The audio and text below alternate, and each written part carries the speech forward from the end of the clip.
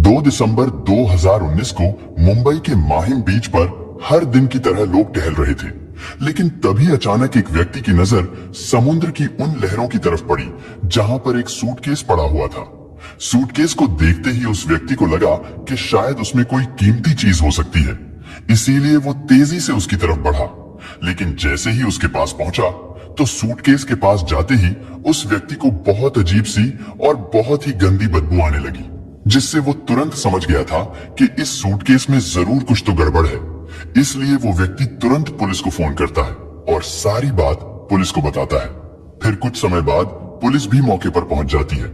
इसके बाद उस सूटकेस को खोल कर देखा जाता है, लेकिन जैसे ही सूटकेस को खोला गया तो वहां पर मौजूद सभी लोगों के होश खराब हो गए, क्योंकि उन लोगों ने उससे पहले ऐसा दृश्य कभी नहीं देखा था। क्योंकि उस सूटकेस के अंदर एक इंसान का पार्ट था, उसके साथ ही एक कटा हुआ हाथ और एक पैर भी मौजूद था। और ये तो नॉर्मल सी बात है कि ये सब देखने के बाद तो हर कोई हैरान रह जाएगा, लेकिन पुलिस के लिए सबसे बड़ी बात ये थी कि वो सूटकेस समुद्र की लहरों से बहता हुआ वहां किनारे पर आया था, जिसकी ना तो कोई पहचान थी और ना ही कोई सुराग। इसी कारण पुलिस वालों के लिए ये केस एक बहुत बड़ी चुनौती बन गया था कि आखिरकार ये कैसे पता लगाया जाए कि ये व्यक्ति कौन है और उस व्यक्ति का ये हश्र किसने और क्यों किया है। लेकिन फिर जिस तरीके से पुलिस वाले इस केस को सॉल्व करते हैं वो वाकई में काबिले तारीफ है। और जैसा कि पुलिस वालों ने उस सूटकेस को खोलकर देखा था तो उसमें एक हाथ, एक पैर और पॉलिथीन में लिपटा हुआ प्राइवेट पार्ट होता है, लेकिन सिर्फ इन चीजों से मृतक की पहचान कर पाना बहुत मुश्किल था। मगर उस सूटकेस में मात्र एक ऐसी चीज होती है जो इस पूरे केस को सॉल्व कर देती है। उस सूटकेस में कुछ कपड़े भी होते हैं और वो कपड़े सिर्फ इसीलिए और इस तरीके से रखे गए थे ताकि उन अंगों से निकलने वाला खून उन्हीं में सिमटता रहे और उस सूटकेस से बाहर ना निकल सके। इसके बाद जब उन कपड़ों की तलाशी ली गई तो उनमें भी कुछ खास नहीं मिलता है। उन कपड़ों में एक पैंट, टी शर्ट और एक शर्ट थी। इसके बाद पुलिस वाले कुछ मछुआरों को बुलाकर उनसे कहते हैं कि तुमको इस समुद्र के अंदर जाकर ऐसे ही किसी सूटकेस को तलाश करना है या फिर ऐसा कोई बैग भी हो सकता है। और ऐसा इसलिए किया जा रहा था कि हो सकता है वहीं कहीं आसपास ही उस व्यक्ति के बाकी के बॉडी पार्ट्स भी किसी सूटकेस या फिर बैग में मिल सकते थे। लेकिन बहुत मशक्कत करने के बाद भी उन मछुआरों के कुछ भी हाथ नहीं लगता। इसके बाद पुलिस द्वारा उस सूटकेस को हॉस्पिटल भेज दिया जाता है ताकि ये तो पता लगाया जा सके कि आखिरकार ये घटना कब घटी थी। उन पार्ट्स की जांच करने के बाद पता चलता है कि ये घटना तो 5-6 दिन पहले ही घटी है, यानी कि ये सूटकेस 2 दिसंबर 2019 को मिला था और इसका मतलब था कि ये घटना 26 या 27 नवंबर को घटी थी। साथ ही जांच के समय उसके हाथ के फिंगरप्रिंट को भी निकाल लिया जाता है, जिसके फिंगरप्रिंट को क्रिमिनल के रिकॉर्ड से मैच करवाया जाता है। लेकिन फिर भी पुलिस को कुछ हाथ नहीं लगता, क्योंकि हमारे भारत देश के अंदर अभी तक तो क्रिमिनल के रिकॉर्ड ही रखे जाते हैं और आम लोगों के रिकॉर्ड रख पाना अब भी तो संभव नहीं है, जबकि अमेरिका जैसे विकसित देशों में आम नागरिकों के भी डीएनए और फिंगरप्रिंट तक के डेटा को भी रखा जाता है। खैर, अभी तक तो पुलिस वालों के हाथ ऐसा कुछ भी नहीं लगा था जिससे वो इस केस की गुत्थी को सुलझा सके। इसलिए ये केस क्राइम ब्रांच को सौंप दिया जाता है और अब क्राइम ब्रांच की टीम अपने तरीके से इस केस की इन्वेस्टिगेशन करना शुरू करती है। सबसे पहले सूटकेस की अच्छे से तलाशी ली जाती है और हर एक चीज की बारीकी से जांच की जाती है, क्योंकि सूटकेस के अलावा पुलिस के पास कोई भी सुराग या सबूत नहीं था। और जैसा कि मैंने आपको पहले ही बताया था कि उस सूटकेस में कुछ कपड़े भी थे और उन कपड़ों में सब कुछ रेडीमेड था, लेकिन एक शर्ट ऐसी भी थी जो सिलवाई गई थी और उस शर्ट पर एक टैग भी लगा हुआ था जिस पर एल्मो मेंस वेयर लिखा था और यही टैग इस केस को सॉल्व करने में बहुत बड़ी भूमिका निभाता है। इसके बाद क्राइम ब्रांच की टीम एल्मो मेंस वेयर का पता लगाना शुरू करती है कि आखिर ये शॉप कहाँ है और फिर थोड़ी ही जांच करने के बाद पुलिस को ये पता चल जाता है कि ये शॉप तो मुंबई के कुर्ला पश्चिम बेलगामी रोड पर मौजूद है। इसके बाद क्राइम ब्रांच की टीम बिना किसी देरी के उस शॉप पर पहुंच जाती है और फिर पुलिस उन्हें वो शर्ट दिखाकर उनसे पूछती है कि क्या ये शर्ट आपके यहाँ सिलवाई गई है, क्योंकि टैग तो इस पर आपकी शॉप का ही लगा हुआ है।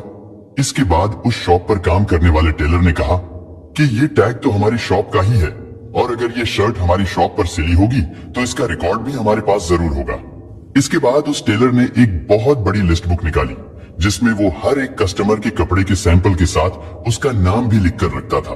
और कुछ देर ढूंढने के बाद पुलिस द्वारा दिखाई गई उस शर्ट से मैच होने वाला एक कपड़ा उस टेलर को मिल जाता है और साथ ही वहां पर एक नाम भी लिखा हुआ था और वो नाम था बेनेट रिबेलो।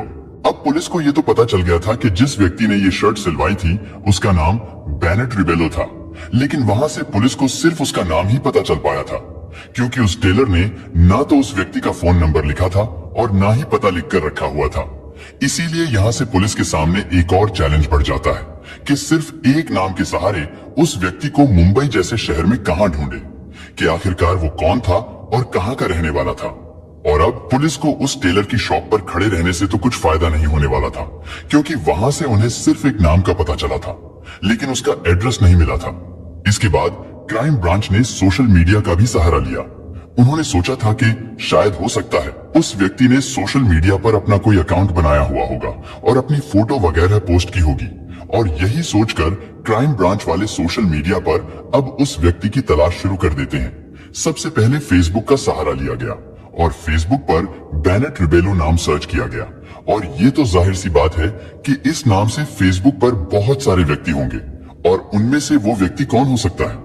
पुलिस के लिए ये भी एक बहुत बड़ा चैलेंज था क्योंकि सिर्फ उसका नाम ही पता था। इसके अलावा पुलिस वालों के पास और कोई भी इंफॉर्मेशन नहीं थी, लेकिन फिर भी पुलिस अपनी तलाश जारी रखती है और फिर एक एक करके उन सभी की प्रोफाइल को, यानी कि उस नाम के जितने भी व्यक्ति थे उन सभी की प्रोफाइल की जांच करना शुरू करती है कि आखिरकार उन्होंने किस तरह की फोटो अपलोड की है।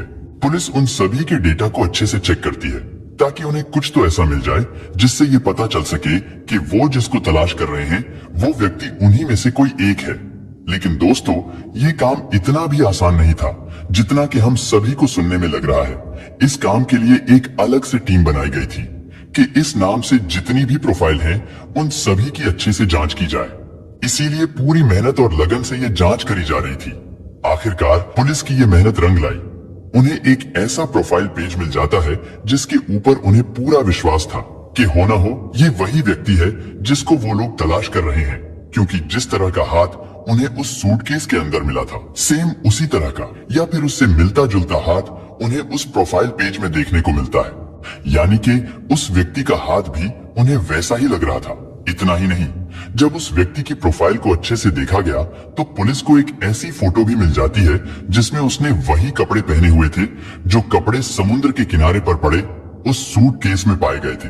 और इससे ये तो कंफर्म हो गया था कि पुलिस जिसको तलाश कर रही थी वो वही व्यक्ति है। थोड़ी और जांच करने पर पता चलता है कि वो एक म्यूजिशियन है जो कि गिटार, पियानो वगैरह बजा करके अपनी जीविका चलाता है। उसकी प्रोफाइल को और अच्छे से देखने पर एक और आईडी मिलती है जिसकी फोटो खींचकर उसने अपनी प्रोफाइल पर अपलोड की हुई थी और उसी दूसरी आईडी के अंदर उसकी पूरी डिटेल दी गई थी, यानी उसके घर के एड्रेस से लेकर उसके फोन नंबर तक। उसके बाद पुलिस उस फोन नंबर पर कॉल करती है लेकिन वो फोन नंबर स्विच ऑफ आ रहा था। इसलिए अब पुलिस वाले बिना देरी किए उस आईडी में दिए गए एड्रेस सांता क्रूज ईस्ट इलाके में पहुंच जाती है। लेकिन जिस घर का पता उन्हें इतनी मेहनत करने के बाद मिला था उस घर पर ताला लगा हुआ था। ये देखकर पुलिस वालों को फिर से निराश होना पड़ता है। लेकिन इसके बाद पुलिस वाले उनके पड़ोसियों से पूछताछ करते हैं कि आखिर इस घर में रहने वाले लोग कहां चले गए, और साथ ही पुलिस वालों ने उस फेसबुक प्रोफाइल से जो फोटो निकाली थी उस फोटो को दिखाते हुए उन पड़ोसियों से पूछते हैं कि क्या ये व्यक्ति यहीं पर ही रहता था। उस फोटो को देखने के बाद वो पड़ोसी बताते हैं कि हाँ, ये घर इन्हीं व्यक्ति का है और इनका नाम बेनेट रिबेलो है, लेकिन कुछ दिनों से वो लापता है। पड़ोसियों ने बताया कि उनकी एक बेटी भी है जिसका नाम आराध्या पाटिल है और वो भी पिछले कई दिनों से दिखाई नहीं दे रही है। पड़ोस के लोगों ने कहा कि वो दोनों बाप और बेटी इसी घर में रहा करते थे, लेकिन शायद हो सकता है वो दोनों अब कहीं और चले गए हों। पड़ोसी कहते हैं कि इससे आगे की जानकारी हमें नहीं है, लेकिन बेटी के बारे में सुनते ही पुलिस वालों को थोड़ा शक हुआ। उन्हें लगा कि शायद ऐसा भी हो सकता है कि बाप के साथ साथ बेटी का भी यही हाल किया गया हो और उसकी लाश को भी इसी तरीके से कहीं और फेंक दिया गया हो। यानी ये मामला अब और भी ज्यादा उलझता जा रहा था। अभी तो सिर्फ सवाल पर सवाल खड़े हो रहे थे, लेकिन जवाब अभी एक भी नहीं मिल पा रहा था। इसके बाद पुलिस वालों ने ताला तोड़कर उस घर की जांच करना ही सही समझा और फिर ताला तोड़कर पुलिस वाले घर के अंदर चले गए। इसके बाद अच्छे तरीके से घर की छानबीन की जाती है और छानबीन के दौरान पुलिस को एक नोटबुक मिलता है जिस पर लिखा था, I am a bad girl. जिसने मुझे पनाह दी, मेरी परवरिश की, मैंने उसी को खत्म कर दिया। Dad, I am sorry, very very sorry, I am a bad girl. और इन लिखी हुई लाइनों में उन पुलिस वालों के लिए एक बहुत बड़ा मैसेज था। जहां एक तरफ क्राइम ब्रांच वाले ये सोच रहे थे कि शायद बेनेट रिबेलो की बेटी के साथ भी ऐसा ही कुछ हुआ होगा जो उसके पिता के साथ हुआ है, लेकिन उस नोटबुक में लिखी ये लाइनें पढ़कर साफ पता चल रहा था कि आराध्या बेनेट रिबेलो की अपनी बेटी नहीं है, क्योंकि अगर वो उनकी अपनी बेटी होती तो वो उस मैसेज में ये लाइन कभी नहीं लिखती कि जिसने मेरी परवरिश की और जिन्होंने मुझे पनाह दी, मैंने उन्हीं को खत्म कर दिया। और अब इससे ये तो साफ हो चुका था कि मरने वाला कौन है और मारने वाला कौन है, यानी कि बेनेट रिबेलो की गोद ली हुई बेटी ने ही उसके साथ ये दरिंदगी की थी। लेकिन अब ये जानना बहुत जरूरी था कि आराध्या ने ये सब क्यों किया था। लेकिन अभी तक आराध्या पकड़ी नहीं गई थी। इसके बाद पुलिस को आराध्या का नंबर भी उसके घर से मिल जाता है और जब उस नंबर को ट्रेस किया गया तो वो नंबर बंद आ रहा था। लेकिन जब कुछ समय के लिए नंबर ऑन हुआ तो उस नंबर की लोकेशन घाटकोपर में दिखाई दे रही थी। इसके बाद पुलिस तुरंत वहां पहुंच जाती है और उन्हें आराध्या पाटिल वहीं पर मिल जाती है। पुलिस वालों को देखकर आराध्या पाटिल थोड़ी घबराई जरूर थी, लेकिन फिर वो खुद को संभाल लेती है। और पुलिस वाले जब उससे ये सवाल करते हैं कि तुम अपने घर को छोड़कर यहाँ पर क्या कर रही हो और तुम्हारे पिता बेनेट रिबेलो कहाँ पर है, आराध्या ने बताया कि मेरे पिताजी यानी कि बेनेट रिबेलो म्यूजिक के सिलसिले में आउट ऑफ कंट्री गए हुए हैं और मैं घर पर अकेली नहीं रह सकती थी, इसीलिए मैं अपने दोस्तों के साथ यहाँ पर रह रही हूँ। लेकिन जब पुलिस वालों ने आराध्या को वो नोटबुक दिखाई जिसमें उसने I am a bad girl और सॉरी वगैरह लिखा हुआ था, उसे देखते ही बेनेट रिबेलो की बेटी यानी कि आराध्या समझ जाती है कि पुलिस वालों को सारी सच्चाई का पता चल चुका है और अब झूठ बोलने से कुछ नहीं होगा। इसलिए आराध्या ने खुद ही स्वीकार कर लिया था कि हाँ, मैंने ही अपने पिता को मौत के घाट उतारा है और उसकी लाश पाने के लिए मैंने ही उसे अलग अलग सूटकेस में डालकर समुद्र में फेंक दिया था। आराध्या पाटिल ने बताया कि उसके पिता ने यानी कि बेनेट रिबेलो ने उसे गोद लिया था, उसकी परवरिश भी की थी और सब कुछ ठीक चल रहा था। लेकिन आगे चलकर कुछ समय बाद एक दिन आराध्या की मुलाकात एक लड़के से होती है। उन दोनों की दोस्ती हो जाती है, वो दोनों नंबर एक्सचेंज करते हैं और फिर धीरे धीरे उन दोनों में प्यार हो जाता है। हालांकि उस लड़के की उम्र उस समय 16 साल की ही थी और आराध्या उससे कई साल बड़ी थी। खैर, उन दोनों में बातें होना शुरू हो जाती हैं और फिर एक दिन आराध्या ने अपने उसी 16 साल के प्रेमी को यह बताया कि उसके पिता ने भले ही उसे गोद लिया है, लेकिन वो उसका शोषण करता है, उसके साथ संबंध बनाता है, जिससे वो बहुत परेशान हो चुकी है। ये बातें सुनकर आराध्या का 16 साल का प्रेमी गुस्से से पागल हो जाता है और वो आराध्या से कहता है कि तुम ये सब कैसे सहन कर रही हो? उसने तुम्हें बेटी बनाकर गोद लिया था, तो फिर वो तुम्हारे साथ ये सब कैसे कर सकता है?